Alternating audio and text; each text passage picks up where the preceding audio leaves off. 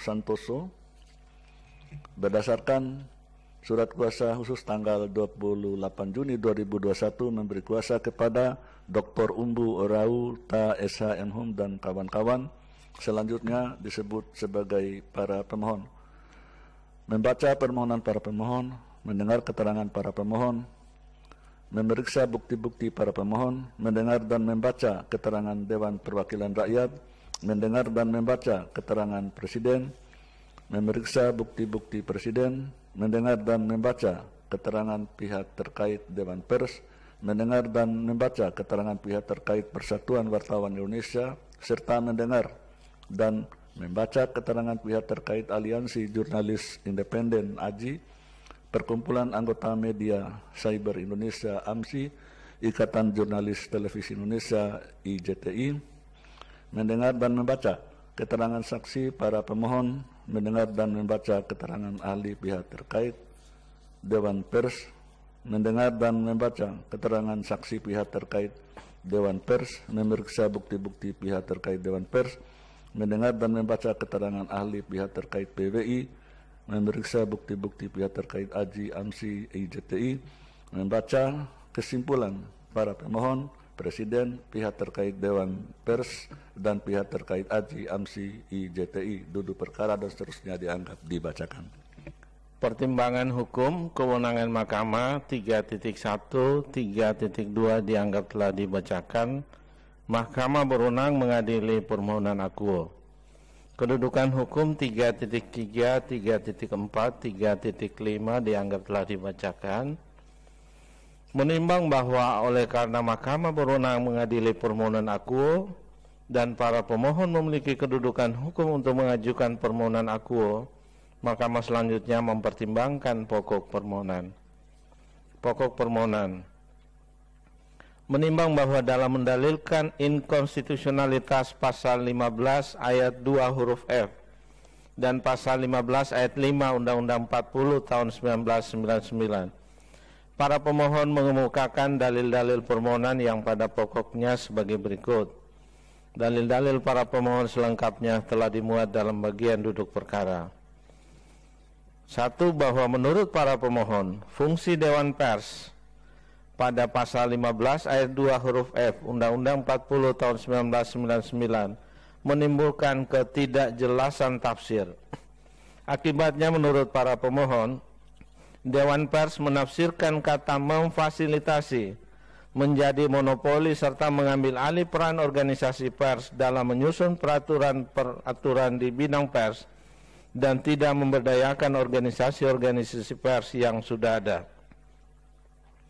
Selanjutnya menurut pemohon, Dewan Pers bukanlah sebagai regulator, melainkan hanya menjalankan fungsi memfasilitasi organisasi-organisasi pers. 2. Bahwa menurut para pemohon, Dewan Pers telah melampaui kewenangannya membuat keputusan yang mengambil wewenang Badan Nasional Sertifikasi Profesi atau BNSP untuk melaksanakan uji kompetensi atau sertifikasi kompetensi wartawan. Padahal tidak ada satupun pasal dalam Undang-Undang Pers yang mengatur tentang kewenangan Dewan Pers untuk mengeluarkan surat keputusan yang setara lisensi BNSP. Sementara itu, pemohon 1 dan pemohon 2 telah mendirikan lembaga sertifikasi profesi LSP Pers Indonesia yang bersertifikat resmi dari BNSP untuk melaksanakan uji kompetensi wartawan menggunakan standar kompetensi kerja sesuai peraturan Menteri Ketenagakerjaan nomor 2 tahun 2016 tentang sistem standarisasi kompetensi kerja nasional. Berbeda halnya dengan uji kompetensi wartawan versi Dewan Pers yang hanya menggunakan standar kompetensi wartawan berdasarkan peraturan Dewan Pers nomor 01 garing peraturan strip datar DP garing 10 Romawi garing 2018 tentang standar kompetensi wartawan.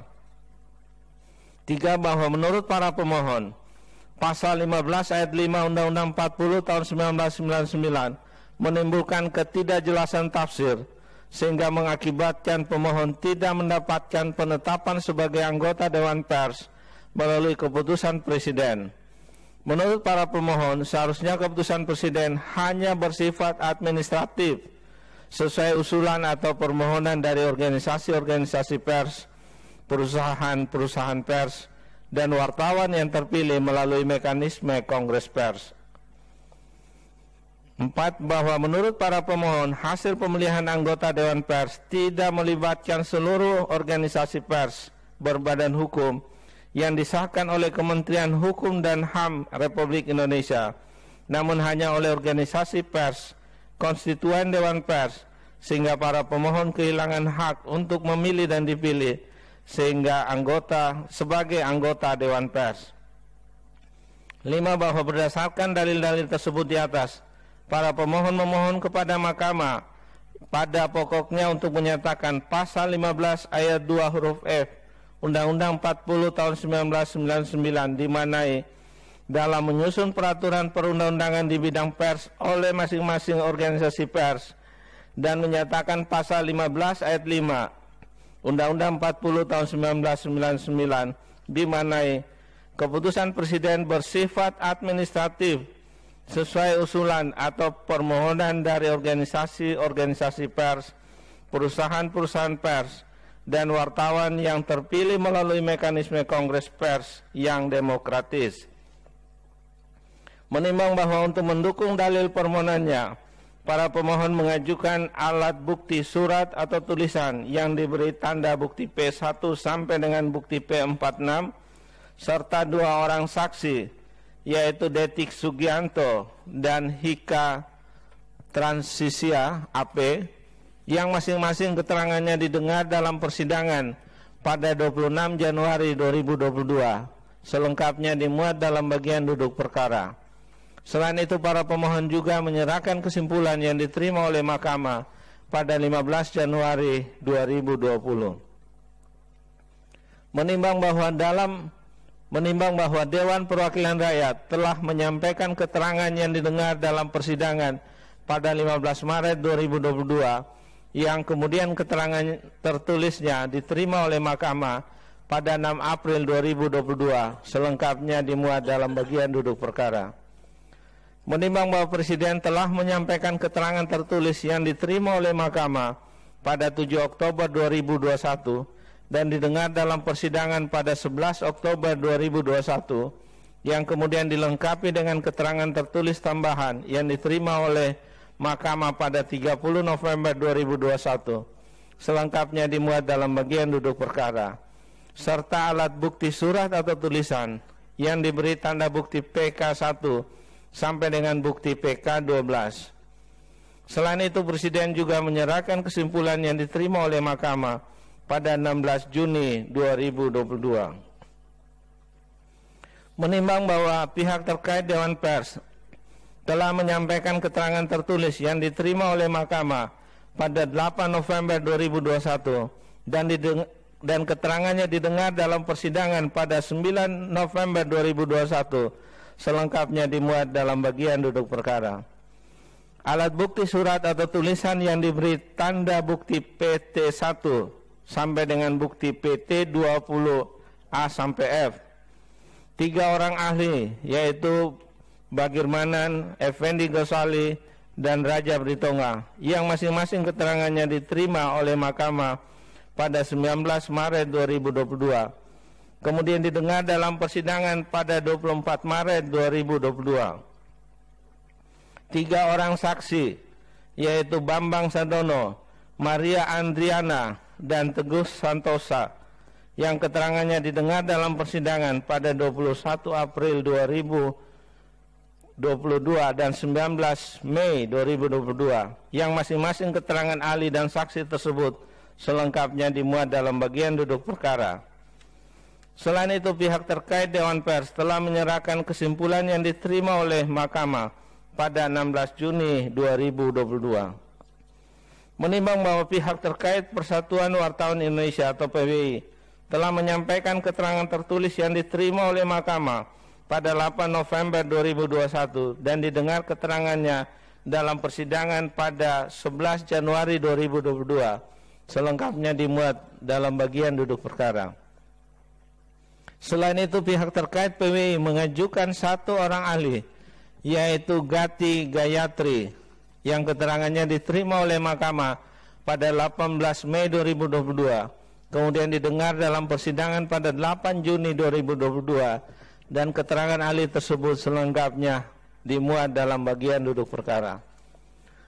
Menimbang bahwa pihak terkait Aliansi Jurnalis Indonesia atau AJI, Perkumpulan Anggota Media Siber Indonesia atau AMSI, Ikatan Jurnalis Televisi Indonesia IJTI, telah menyampaikan keterangan tertulis yang diterima oleh Mahkamah pada 4 November 2021 dan didengar keterangannya dalam persidangan pada 11 Januari 2022. Selengkapnya dimuat dalam bagian duduk perkara, serta alat bukti surat atau tulisan yang diberi tanda bukti P-Interv 1 sampai dengan bukti P-Interv 32. Selain itu, pihak terkait AJI, AMSI, dan IJTI juga menyerahkan kesimpulan yang diterima oleh Mahkamah pada 15 Juni 2022. Menimbang bahwa setelah Mahkamah memeriksa secara saksama permohonan para pemohon, keterangan DPR, keterangan Presiden, keterangan pihak terkait Dewan Pers, keterangan pihak terkait PWI, keterangan pihak terkait AJI, AMSI, IJTI, serta saksi para pemohon, keterangan ahli pihak terkait Dewan Pers, keterangan saksi pihak terkait Dewan Pers, keterangan ahli pihak terkait PWI, bukti-bukti surat atau tulisan yang diajukan oleh para pemohon, bukti-bukti surat atau tulisan yang diajukan oleh Presiden, bukti-bukti surat atau tulisan yang diajukan oleh pihak terkait Dewan Pers, bukti-bukti surat atau tulisan yang diajukan oleh pihak terkait AJI, AMSI, IJTI, kesimpulan tertulis para pemohon, kesimpulan tertulis Presiden, dan kesimpulan tertulis pihak terkait Dewan Pers, dan kesimpulan tertulis pihak terkait AJI, AMSI, IJTI, sebagaimana selengkapnya dimuat dalam bagian duduk perkara. Mahkamah selanjutnya mempertimbangkan dalil permohonan para pemohon. Menimbang bahwa sebelum mempertimbangkan lebih jauh dalil-dalil pokok permohonan akuo, penting bagi Mahkamah untuk mempertimbangkan terlebih dahulu hal-hal sebagai berikut. Landasan konstitusional pers di Indonesia adalah berdasarkan pasal 28 Undang-Undang Dasar 1945 yang menyatakan kemerdekaan berserikat dan berkumpul, mengeluarkan pikiran dengan lisan dan tulisan, dan sebagainya ditetapkan dengan undang-undang.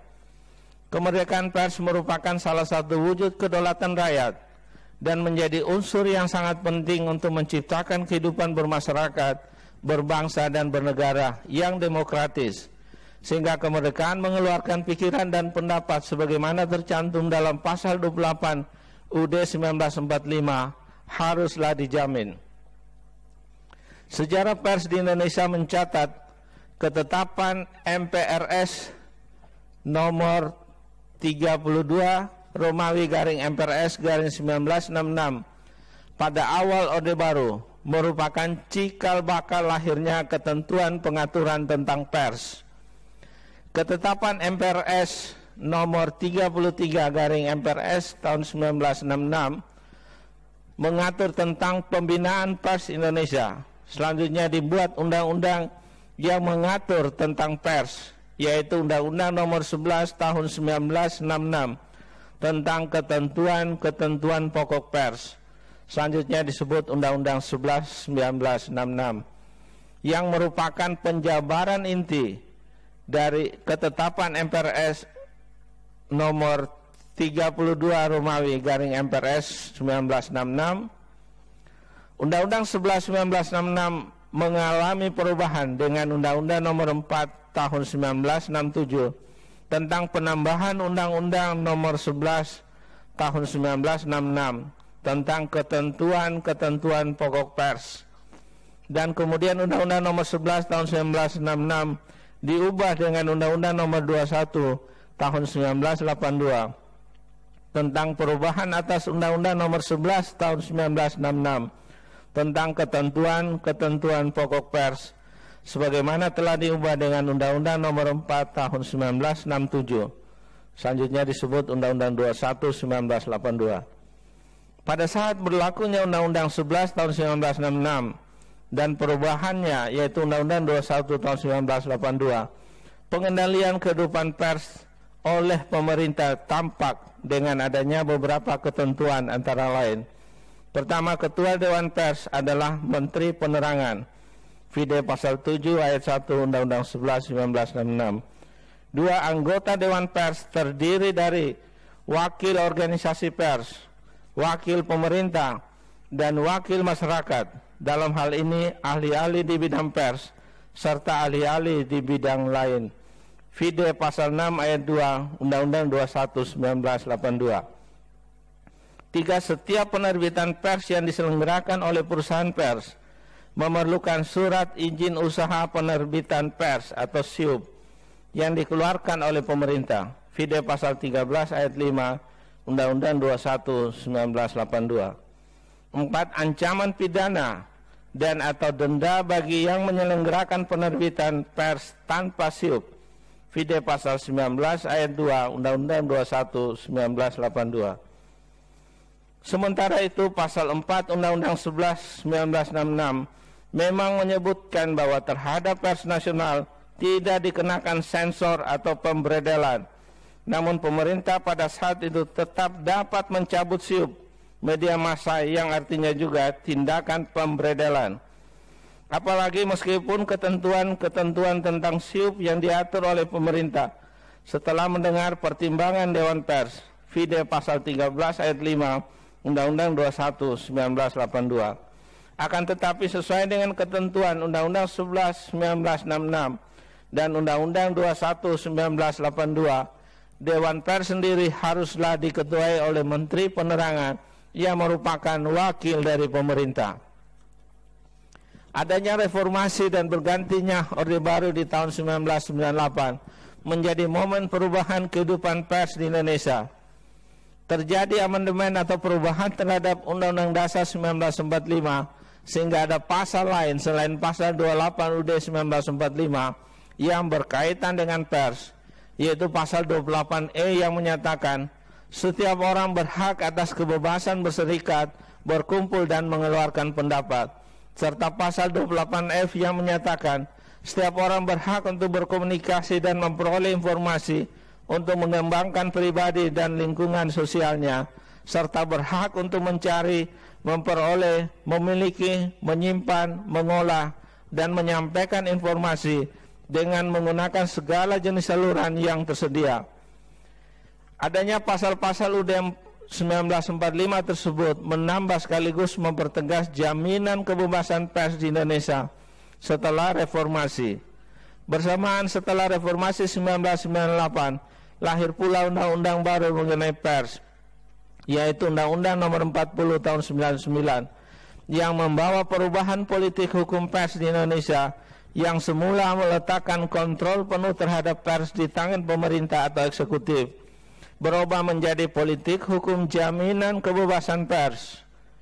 Undang-Undang 40 tahun 1999 yang diundangkan pada 23 September 1999 menjadi tonggak lahirnya kemerdekaan dan kebebasan pers di Indonesia. Dalam memori Van Lichting, Undang-Undang Pers disebutkan bahwa tujuan kebebasan pers adalah dalam upaya untuk meningkatkan kualitas demokrasi ke arah yang lebih baik, sehingga dapat memperluas hak masyarakat untuk menyampaikan pendapat dalam kehidupan berbangsa dan bernegara, meningkatkan pendidikan sosial untuk masyarakat, meningkatkan kontrol sosial masyarakat dalam semua sektor kehidupan berbangsa dan bernegara, serta meningkatkan kreativitas masyarakat dengan peningkatan wawasan melalui informasi yang lebih luas. Dengan demikian, maka kebebasan pers dapat menciptakan masyarakat yang tertib dan adil, yang pada akhirnya akan mempercepat pembangunan kesejahteraan bangsa. Fide bukti PK 1 Memori Van Lichting, Undang-Undang Pers halaman 6 dan 7. beberapa ketentuan dalam Undang-Undang 40 tahun 99 yang mengatur jaminan kebebasan pers, yaitu pertama, kemerdekaan pers adalah salah satu wujud kedaulatan rakyat yang berasaskan prinsip-prinsip demokrasi, keadilan, dan supremasi hukum. Fide pasal 2 Undang-Undang 40 tahun 1999. Dua, kemerdekaan pers dijamin sebagai hak asasi warga negara. Fide pasal 4 ayat 1 Undang-Undang 40 tahun 1999. Terhadap pers nasional tidak dikenakan penyensoran, pemberedelan atau pelanggaran penyiaran. Fide pasal 4 ayat 2 Undang-Undang 40 1999. 4. Untuk menjamin kemerdekaan pers, pers nasional mempunyai hak mencari, memperoleh, dan menyebarluaskan gagasan dan informasi. Fide pasal 4 ayat 3 Undang-Undang 40 1999. 5. Dalam mempertanggungjawabkan pemberitaan di depan hukum, wartawan mempunyai hak tolak. Fide pasal 4 ayat 4 Undang-Undang 40 99. 6. Wartawan bebas memilih organisasi wartawan. Fide pasal 7 ayat 1 Undang-Undang 40 99. 7. Dalam melaksanakan profesinya, wartawan dapat perlindungan hukum. Fide pasal 8 Undang-Undang 40 99. 9. Dewan pers bebas dari intervensi pemerintah, sebagaimana terlihat dari komposisi dewan pers yang tidak ada wakil pemerintah. Fide pasal 15 ayat 3 Undang-Undang 40 99. Dan G. Pengaturan mandiri atau self-regulation dalam penyusunan peraturan di bidang pers dengan memberikan ruang bagi organisasi-organisasi pers dalam menyusun sendiri peraturan-peraturan di bidang pers dengan difasilitasi oleh Dewan Pers yang independen. Fide pasal 15 ayat 2 huruf F Undang-Undang 40 1999. Meskipun Undang-Undang 40 1999 telah menjamin kemerdekaan pers serta penerapan self-regulation, namun kini justru muncul kecenderungan pers yang terlalu bebas.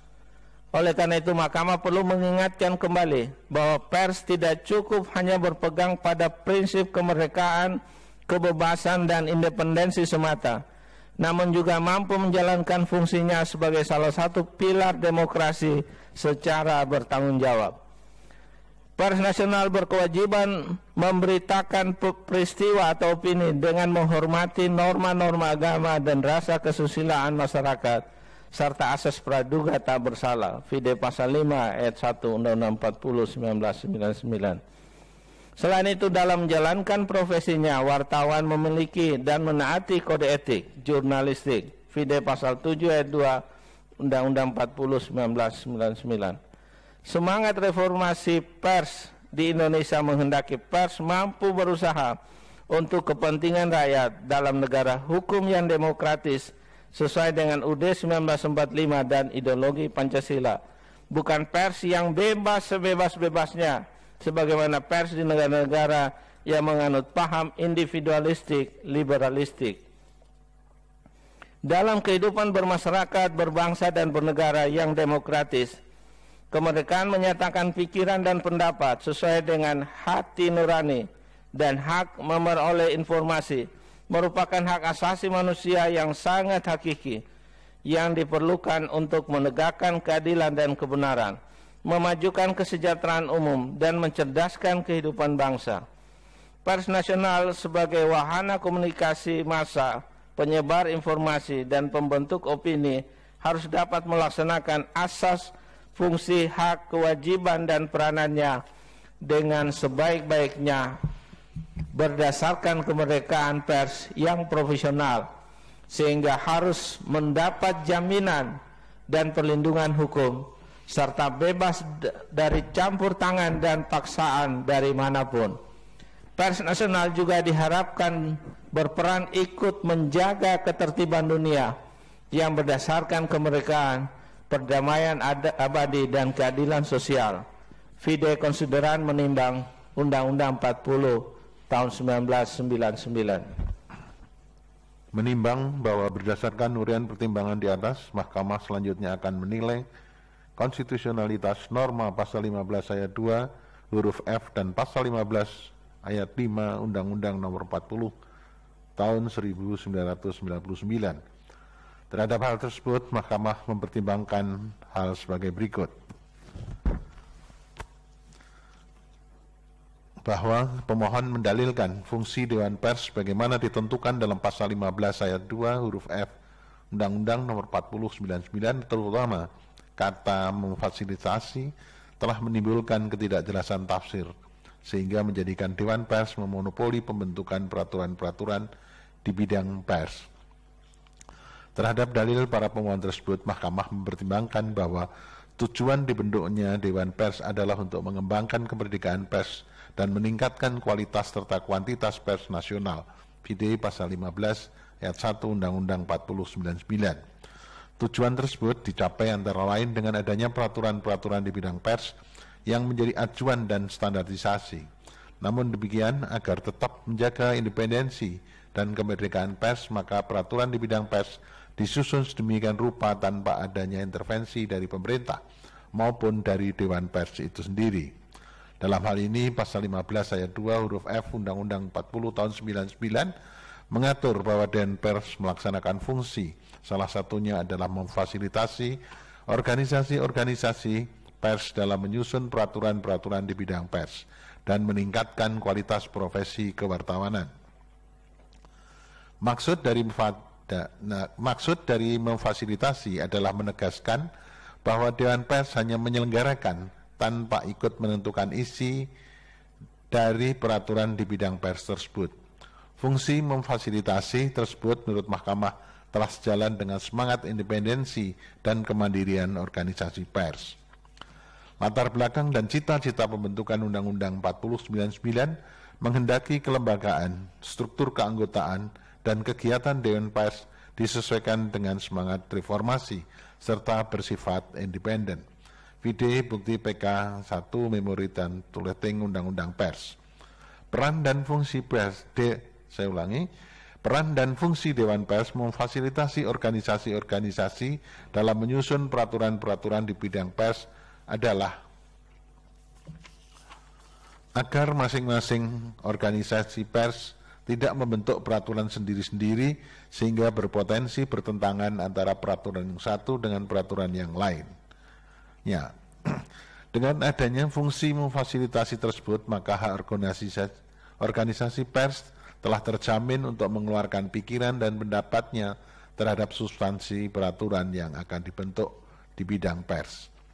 Selain pertimbangan hukum tersebut, tanpa Mahkamah bermaksud menilai kasus konkret, Mahkamah menemukan fakta yang terungkap di persidangan, terdapat keterangan dari organisasi pers yang terdaftar dalam Dewan Pers yang menerangkan bahwa Dewan Pers memfasilitasi pembuatan peraturan terkait pers, hasil pembahasan bersama dengan melibatkan organisasi pers dalam membentuk peraturan di bidang pers dan tidak memonopoli pembuatan peraturan, apalagi mengambil alih peran organisasi pers sebagaimana didalilkan oleh para pemohon. Vide Risalah Sidang 11 Januari 22 mengenai keterangan pihak terkait PWI. Sebagaimana didukung oleh keterangan ahli pihak terkait Dewan Pers, Vide Risalah Sidang 24 Maret tahun 2022 mengenai keterangan ahli pihak terkait Dewan Pers, yaitu Rajab Ritonga. Artinya, Dewan Pers bertindak sebagai fasilitator dalam penyusunan peraturan di bidang pers dan bukan sebagai lembaga pembentuk peraturan atau sebagai regulator. Jikapun benar terdapat peraturan-peraturan pers yang pembentukannya dimonopoli oleh Dewan Pers untuk kepentingan Dewan Pers atau disusun tidak sesuai dengan fungsi Dewan Pers, sebagaimana didalilkan oleh para pemohon, hal tersebut adalah persoalan implementasi norma dan bukan persoalan konstitusionalitas norma, sehingga bukan merupakan kewenangan Mahkamah untuk menilainya. Demikian pula terhadap dalil para pemohon mengenai pelaksanaan uji kompetensi atau sertifikasi kompetensi, menurut Mahkamah hal tersebut adalah persoalan konkret yang sudah pula diselesaikan melalui putusan Pengadilan Negeri Jakarta Pusat nomor 235 dan seterusnya, Yungto putusan Pengadilan Tinggi DKI Jakarta nomor 331 dan seterusnya, Vide bukti PT 1, bukti PT 6, bukti P Inter 31, bukti P Inter 32 dan bukti PK 2B. Berdasarkan pertimbangan hukum tersebut di atas, dalil para pemohon bahwa pasal 15 ayat 2 ayat 2 huruf F Undang-Undang 4099 menimbulkan ketidakjelasan tafsir kata memfasilitasi sehingga menjadikan Dewan Pers memonopoli peraturan-peraturan di bidang pers adalah tidak beralasan menurut hukum.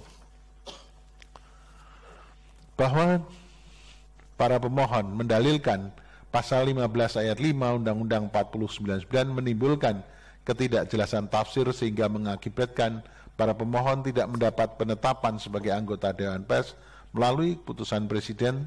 Terhadap dalil para pemohon tersebut, Mahkamah mempertimbangkan keanggotaan Dewan Pers yang ditetapkan dengan keputusan Presiden tidaklah mengurangi independensi Dewan Pers, mengingat proses pemilihan anggota Dewan Pers telah ditentukan dalam pasal 15 ayat 3 Undang-Undang Nomor 40 Tahun 99 bahwa anggota Dewan Pers terdiri dari 1. Wartawan yang dipilih oleh organisasi wartawan.